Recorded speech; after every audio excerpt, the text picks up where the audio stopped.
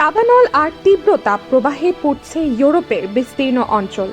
এর সঙ্গে যুক্ত হয়েছে প্রবল বাতাস, যা ইতালি, ফ্রান্স ও স্পেন জুড়ে দাবানলকে আরও ভয়াবহ করে তুলেছে। দ্রুত ছড়িয়ে পড়া আগুনের মুখে হাজারো মানুষকে নিরাপদ স্থানে সরিয়ে নেওয়া হয়েছে। আগুন নিয়ন্ত্রণে কাজ করতে গিয়ে প্রাণ হারিয়েছেন ফায়ার সার্ভিসের 3 সদস্য। গত কয়েকদিন ধরে দাবানলে জ্বলছে ইতালির সিসিলি দ্বীপ। সেখানে দাবানল নিয়ন্ত্রণে ফায়ার সার্ভিসে প্রায় 6,000 সদস্য, বনরক্ষী ও দুর্যোগ ব্যবস্থাপনা কর্মকর্তারা কাজ করছেন। সেখানে আগুন নেভাতে গিয়ে একজন ফায়ার সার্ভিস সদস্য মারা গেছেন বলে জানিয়েছে ইতালি সরকার। পাশের কালাব্রিয়া অঞ্চলেও 160টির বেশি দাবানল ছড়িয়ে পড়েছে।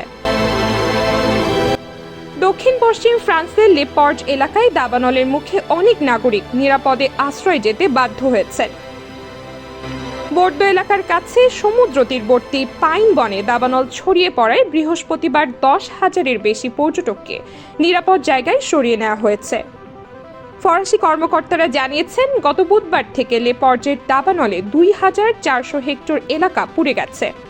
এখন পর্যন্ত কোনো বাড়িঘর ধ্বংস হয়নি এবং হতাহতের খবরও পাওয়া যায়নি। তবে আগের দিন মঙ্গলবার বোর্দো বিমানবন্দরের কাছে আরেকটি দাবানল নেভাতে গিয়ে ফায়ার সার্ভিসের 2 কর্মী নিহত হন। স্পেনের রাজধানী মাদ্রিদের দক্ষিণে বড় একটি দাবানল নিয়ন্ত্রণের চেষ্টা চলছে।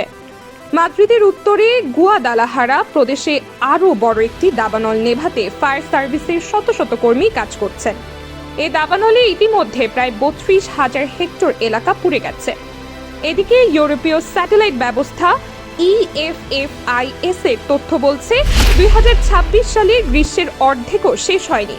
এরই মধ্যে ইউরোপে যে পরিমাণ এলাকা দাবানলে পুড়েছে তা গত 20 বছরের মধ্যে দ্বিতীয় সর্বোচ্চ। আয়েশা নিঝুম, নিউজ ডেস্ক, দেশ বাংলা।